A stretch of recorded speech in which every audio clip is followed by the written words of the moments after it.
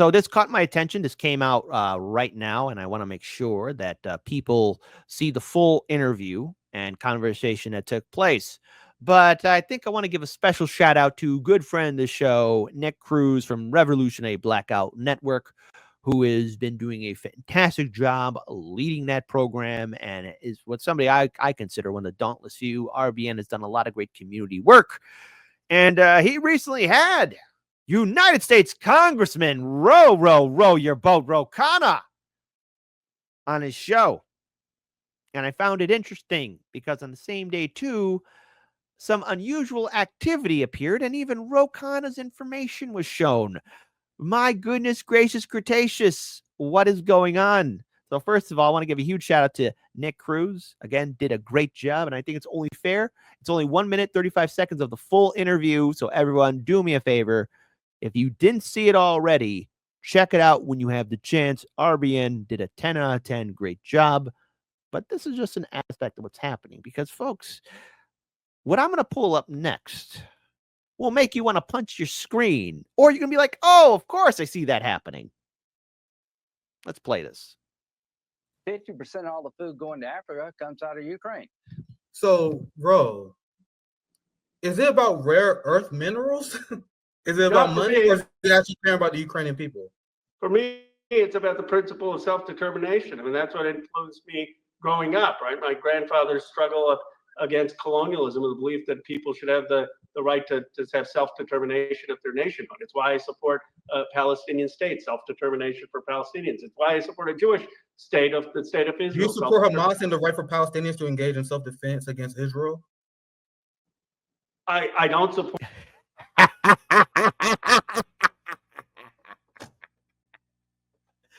Oh, I had a smile on my face that evening.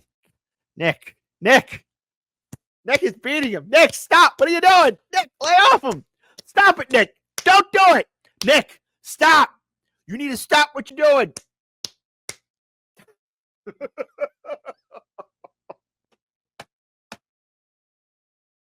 Stop it, Nick. He's already dead. Palestinians to engage in self-defense against Israel? I don't support. Hold on. Sorry. I don't mean to be paused. I tried not to pause, but right here, it's that moment where it's like, right here. He realized he wasn't in MSNBC, BSDNC, CNN territory. He was in RBN territory. Of their nationhood. It's why I support a Palestinian state, self-determination for Palestinians. It's why I support a Jewish state of the state of Israel. Do you support Hamas and the right for Palestinians to engage in self-defense against Israel? I don't support Hamas. So you don't support. So Hamas is an organization with Palestinians, correct? Israel is illegally occupying Gaza and the West Bank and committing a genocide according to international courts. If anyone has the right to self-defense, it will be Palestinians, aka Hamas. Well, look, so how do you oppose that, but you want to wage war with Russia because the United States is in their backyard? I come from a tradition of belief that nonviolence demonstration and the tradition of Gandhi or King. Yes, you could talk about Gandhi and King, but the thing is, look, Ro, can I call you Ro? Listen, the death toll might be higher than 40,000 or 50,000 at this point. We're probably looking at a six-figure number. That is close to maybe 300K dead. God forbid. If we actually cross the line of maybe even higher than that, men, women, children be exposed to disease and starvation. There's a quote-unquote ceasefire. The best ceasefire ever was Lebanon. And, of course, Syria had its own little shakeup with its government. No big deal. And, oh, hey, a little back and forth with Iran. Listen, Ro, I don't know if you've been paying attention or not, but things are kind of on fire in the Middle East. No pun intended. Occupying Gaza and the West Bank and committing a genocide according to international courts. If anyone has the right to self-defense, it will be Palestinians, aka Hamas. Well, look, so how do you oppose that, but you want to wage war with Russia because the United States is in their backyard? I come from a tradition of belief. He comes from a tradition of belief in nonviolent demonstration. So when peaceful protesters were getting their heads caved in, during last summer, where was your condemnation towards that? Where was that? Belief that nonviolence demonstration and the tradition of Gandhi or King is what's going to So help. why not apply it to Ukraine? There was a peace deal on the table, because that was an invasion of a sovereign state. Israel's invading Palestine. Can't play it any further because it's copyright music, but there you go. Nick, stop. Don't. You're breaking his face in. Don't do it. But hey, while that live stream was going on, this also broke. Now, folks, don't punch your screen. Don't punch anything. Take it easy. I want you to breathe in and breathe out. Breathe in and breathe out. Breathe in, breathe out. All right. Tides go in, tides go out. Because this took place. Breaking news, everybody.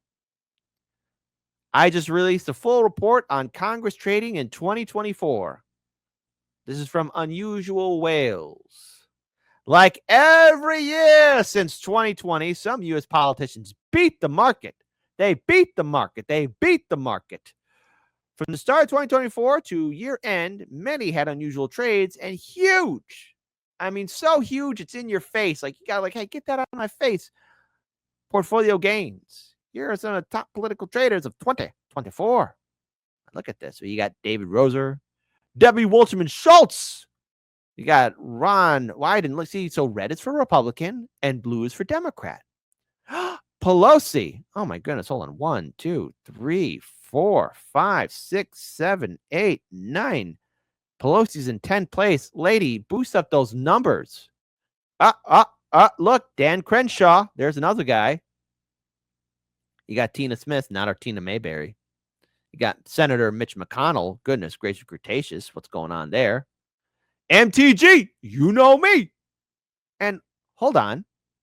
Wait a minute. 1, 2, 3, 4, 5, 6. Hold on. Bear with me. 7, 8, 9, 10, 11, 12, 13, 14, 15, 16, 17, 18, 19, 20, 21, 22, 23, 24, 25, 26, 27, 28, 29, 30. At 31st place.